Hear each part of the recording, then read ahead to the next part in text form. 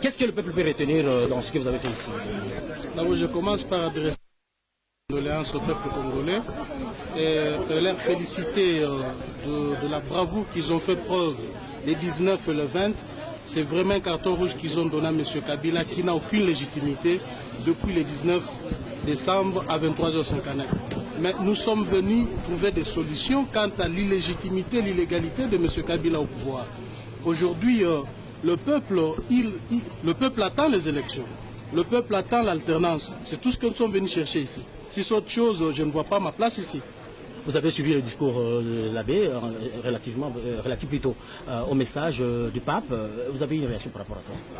Oui, mais le pape ne peut dire que ça. On l'appelle très Saint-Père.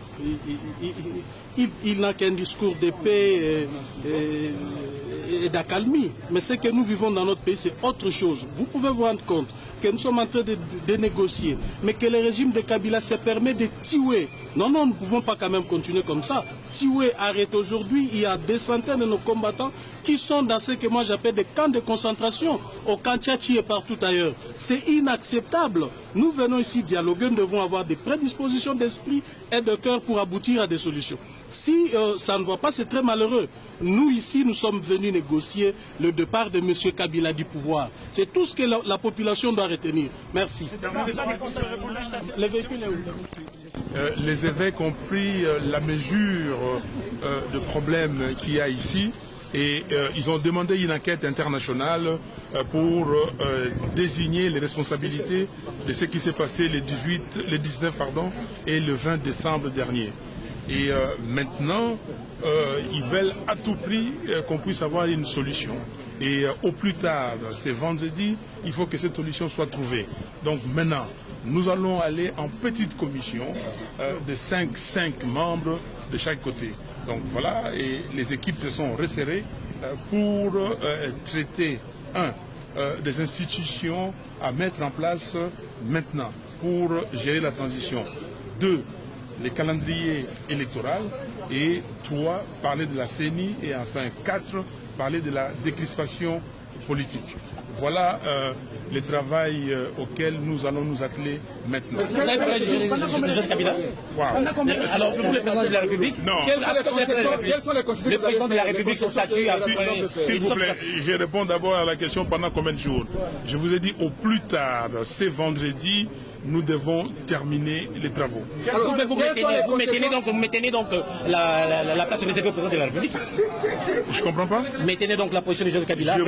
Je vous dis ceci. Je vous ai donné les points sur lesquels nous allons nous pencher.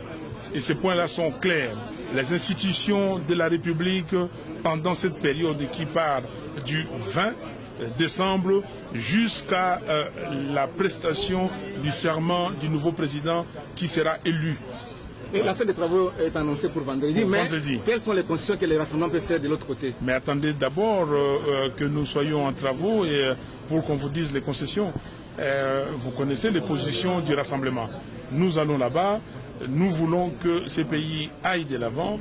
Nous vous avons dit que le mandat de M. Kabila s'est terminé le 19 décembre à 23h59. Et maintenant, M. Kabila n'est pas légitime ni légal. Donc aujourd'hui, ce pays est plongé dans une crise totale, une crise profonde.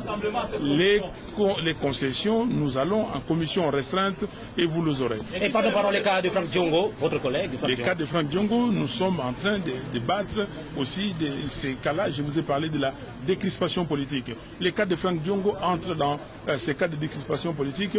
Les cas des militants, vous savez que les membres de mon parti SID ont été arrêtés massivement à Goma. Aujourd'hui, ils sont en train de passer en procédure de flagrance. Vous savez qu'il y a des gens qui sont morts à Lubumbashi, à Kinshasa. Vous savez qu'à Kananga, il y a des gens qui ont vu leur liberté restreinte. Et nous devons nous occuper de ça. Et c'est pour cela que les cas est remis dans le matière à discuter dans cette commission restreinte.